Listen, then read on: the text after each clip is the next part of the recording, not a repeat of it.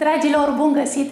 Avem astăzi o rețetă pe gustul tuturor. Facem pulpe cu cartofi la cuptor, o tavă mare să sature toată familia.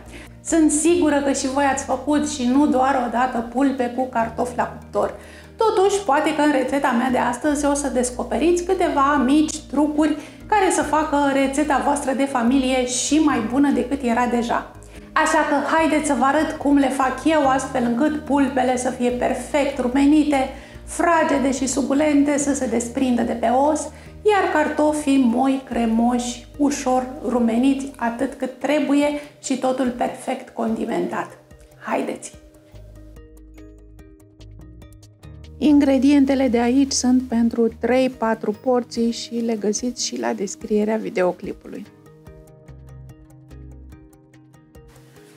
Începem cu pregătirea amestecului de condimente pe care îl vom folosi și la carne și la cartofi, așa că punem mai mult ca să ajungă la o tavă mare de cartofi și la 3 pulpe mari. Am pus cam 2 lingurițe de sare și o să pun cam o linguriță rasă de piper proaspăt măcinat. Ce mai punem aici? Punem niște boia de ardei. Tot cam 2 lingurițe rase,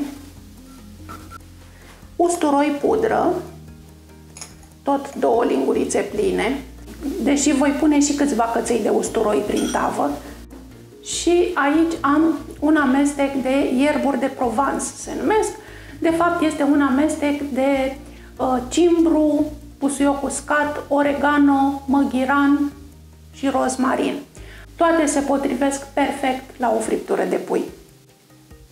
Și o să pun tot vreo 2 lingurițe. Aici am niște semințe de chimen pe care le pun doar la cartofi. Dacă nu vă place sau nu-l aveți, îl puteți omite. Mixul de condimente e gata de folosit. Mai am aici 3 linguri de ulei. O lingură o folosesc la carne, o lingură o folosesc la cartofi și cu o lingură ung tava. Începem cu pulpele. Eu am 3 pulpe întregi, puteți folosi doar copănele sau doar pulpe superioare, dar ar fi bine să folosiți pulpe cu os și cu piele pentru că au un gust mai bun, se gătesc mai bine în cuptor. Pe ele le condimentăm primele, pentru că, în primul rând, dacă abia le-ați scos din frigider, ar fi bine să le lăsați să ajungă la temperatura camerei, să nu băgați carnea rece în cuptor. Pe de altă parte, dacă nu vă grăbiți foarte tare, ar fi bine să o lăsați 15 minute, 20 de minute, pot fi chiar 30 de minute, acoperită cu condimente ca să-și tragă toate aromele și în felul ăsta va fi mai gustoasă și se va rumeni mai frumos. Înainte de asta le-am tamponat cu un șervet de hârtie ca să fie uscate și să adere uleiul și condimentele. Să știți că înainte presăram fiecare condiment pe fiecare pulpă și bineînțeles că nu nimeream să fie toate uniform. Una avea mai mult cimbru, una avea mai mult piper, după cum se nimerea.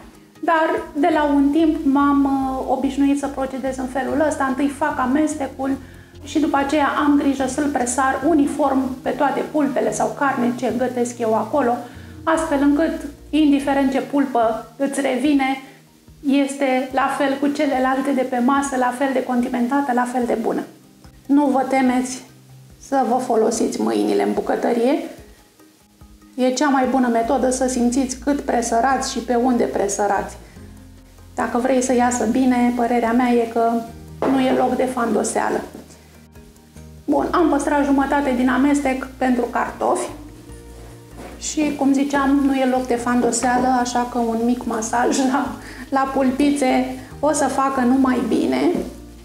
Și dacă aveți un pic de răgaz și familia nu e foarte înfometată, acoperiți carnea cu o folie alimentară și lăsați-o la temperatura camerei un sfert de oră, eventual până vă ocupați de cartofi. Cartofi, de preferat cartofi roz, căutați soiul pentru copt sau special pentru salată, ca să nu se sfărâme în cuptor. Cei albi de obicei au mai mult amidon și sunt mai potriviți pentru piureul de cartofi. Aici cam vrem să rămână cuburile de cartofi intacte. Am aici cartofii spălați și curățați și am să-l usuc pe fiecare cu prosoape de hârtie. Din același motiv ca la carne. În primul rând, pentru că și uleiul și condimentele se lipesc mai bine pe cartofii uscați. Și în al doilea rând, cartofii uscați, adică fără apă pe ei, se coc și mai repede și mai bine, se rumenesc mai bine. Ar mai dura câteva minute bune pentru ca cuptorul să usuce cartofii la suprafață, așa că mai bine o facem noi dinainte. Și acum am să-i tai cuburi mari. Deci niște cuburi mai îndrăznețe. Îi puteți lăsa și tăiați felii dacă vă plac mai mult. Eu îi tai cuburi. Pun aici o lingură de ulei. Pun restul de condimente pe care le-am pregătit. Și în plus față de pulpe mai pun aici o linguriță plină cu semințe de chimen. Acoperim cutia cu un capac sau puneți un platou, o farfurie peste cutie dacă nu aveți capac. Și după câteva secunde de zbatere avem cartofi îmbrăcați într-o peliculă de ulei și condimentați uniform, pe fiecare au ajuns toate condimentele. Mi-a mai rămas o lingură de ulei cu care să ung tava. Acum eu știu că nu ne place să spălăm tăvi, dar ar fi bine ca la rețeta aceasta să nu puneți hârtie de copt în tavă. Tabla aceasta încinsă gătește delicios cartofii și carnea. Punem aici mai întâi cartofii pregătiți și îi răsfirăm puțin ca să facem loc și pulpelor.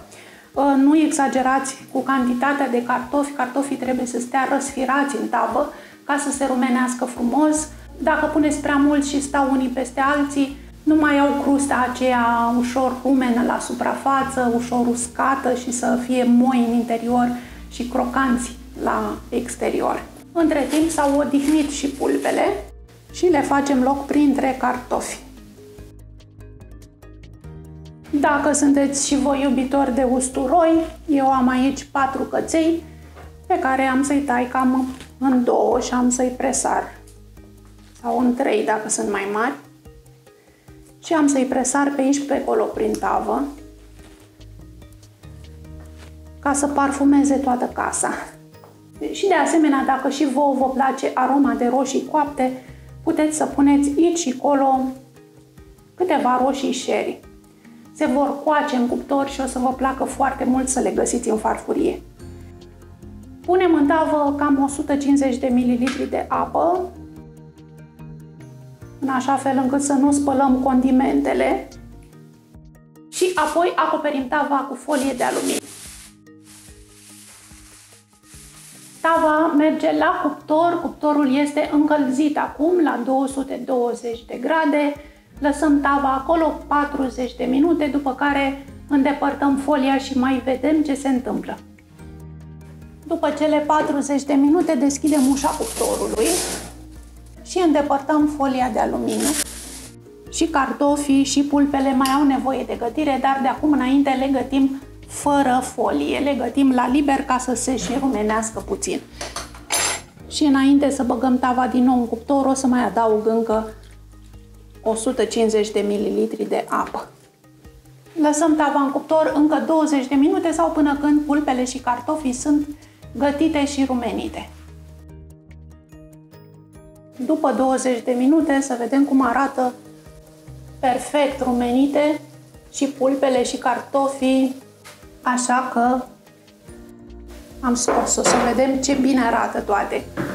Doar lăsați-le să se odihnească 5 minute înainte de servire și după aceea savurați-le alături de cei dragi. Vă doresc și vouă o poftă bună!